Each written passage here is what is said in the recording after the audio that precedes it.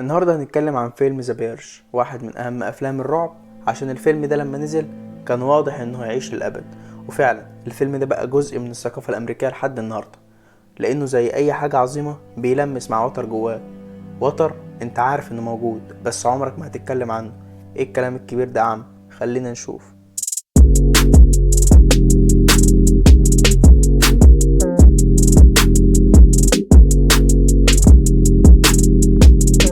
الفيلم فكرته بسيطة جدا. في المستقبل بعد ما أمريكا وصلت لمستوى عالي جدا من الرفاهية، لسه الناس عندها ميل للعنف والجرائم. طب هنعمل ايه؟ احنا نعمل ليلة وتكون فيها الجرائم مباحة ومفيش قانون. القتل والاغتصاب واستخدام الأسلحة النارية التقيلة والخفيفة والأسلحة البيضاء، ومفيش شرطة في اليوم ده. الفيلم بيدور في المستقبل حيث لا جريمة ولا بطالة والرفاهية في كل حتة.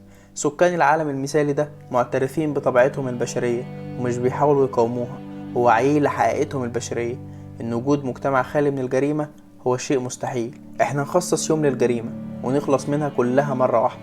جارك مضايقك أو حد مزهقك، عندك من الساعة 7 بالليل للساعة 7 الصبح تاني يوم، وده بيبقى في يوم معين من كل سنة. مسموح لك تقتل اي حد باي شكل. وهو نفس الحكاية، يعني مديرك في الشغل مزهقك، واحدة بتحبها وقالت لك خلينا اخوات، طب انت فقير وحاقد على الاغنياء اللي حواليك ونفسك تولع في كومباوند من اللي عليهم حراسة دول، كل ده متاح ليك في ليلة التطهير. طب لو انت راجل هادي ومسالم وملكش في الكلام ده كله، اقعد اتفرج على التلفزيون وهو هيعرض لك كل اللي بيحصل في الشارع، والناس ماشية بالسلاح وحاجة MBC اكشن على الاخر. طب لو انا راجل مش عايز اشارك في كل ده، ازاي اضمن ان محدش يخش عليا بيتي ويخلص عليا انا واسرتي؟ دلوقتي لازم تاخد خدمات مستر جيمس. مين ده يا عم؟ ده بطل الفيلم بتاعنا اللي شغال في شركة بتعمل انظمة امان عشان تحمي نفسك، والراجل ده هو افضل واحد مبيعات في شركته، والسنة دي محقق التارجت والدنيا تمام.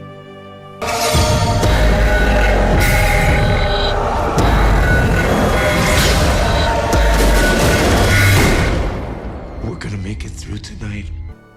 فيلمنا في إحدى الطبقات العليا، يعني ممكن يكون هدف للصوص والمتشردين أو الحاقدين على الناس دي، وده فعلا اللي حصل بعد دقايق من صوت السرينة اللي بيعلن فيها بداية التطهير. وفي الوقت اللي الأب والأم عمالين يقزقزوا لب، الابن الصغير بيشوف على الشاشة شخص أسود البشرة وشكله مشرد وهدومه عليها دم بيجري في الشارع وهو مرعوب. ودي بتبقى الرسالة الحقيقية للفيلم، وهي تحليل الصراع الطبقي للمجتمع الأمريكي، واللي ممكن يكون طبعا في أي مجتمع.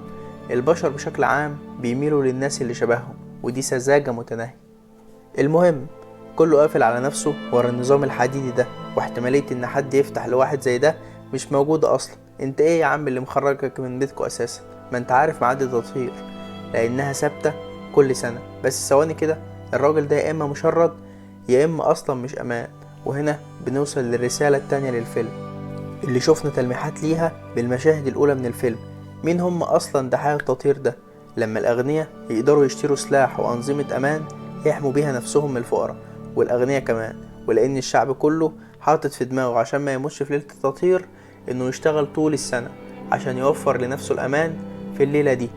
بس في ناس في قاع المجتمع عمرهم ما يوفروا لنفسهم الحماية، دول الخلاص منهم افضل. وبالتالي التطهير هيتحول لليلة لتطهير المجتمع من فئة بتستهلك وما بتنتجش.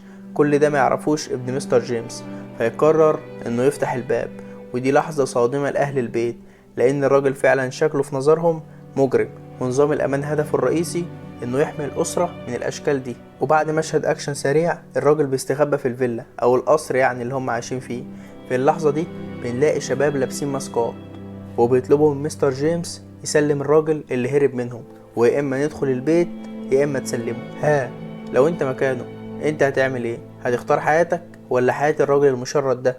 لأ، مش حياتك انت لوحدك، حياتك انت ومراتك وعيالك. طب ونظام الحماية يا عم؟ لا، ما هم هيجوا بالأسلحة التقيلة ويهدوا البيت على دماغه. النظام منيع ضد الرصاص أو محاولات الاختراق العادية من عصابات الشوارع مثلا، لأن الهجوم عمره ما كان متوقع انه يكون من مجموعة شباب أغنياء معاهم فلوس يجيبوا دبابات لو عايزين. النظام يحمي الأغنياء من غضب الفقراء مش من غضب ولاد الكومباوندات. مستر جيمس بيقول لهم لا، وعلى ايه؟ ايه بقى اللي بيحصل بعد كده؟ مستر جيمس بينجح بعد صراع دموي مع الراجل المتشرد ده انه يكتفه، وانه بينه وبين انه يرميه بره البيت خطوة واحدة، لكنه بيبص لابنه اللي سمح للراجل ده انه يدخل البيت اساسا، ومن غير ما نفهم اي كلمة انه مش هيقدر يسيب الراجل البريء يتقتل قدام عيون ابنه. ايه بقى اللي بيحصل بعد كده؟ مستر جيمس بينجح بعد صراع دموي مع الراجل المشرد ده انه يكتفه، وانه بينه وبينه انه يرميه خطوة واحدة بس، لكنه بيبص لابنه اللي سمح للراجل انه يدخل اساسا، ومن غير ما نفهم اي كلمة انه مش هيقدر يسيب الراجل البريء ده يتقتل قدام عيون ابنه، ويحصل شوية اكشن وولاد الزوات بيدخلوا البيت ويقتلوا الاب. معلش بقى، فيلم رعب فما تتوقعش نهاية سعيدة في الاخر. وطبعا زي اي فيلم ما ينفعش الام واطفالها يموتوا. مين بقى اللي ينقذهم؟ ايوه بالظبط كده، المشرد اللي هما كانوا خايفين يدخلوه البيت اساسا.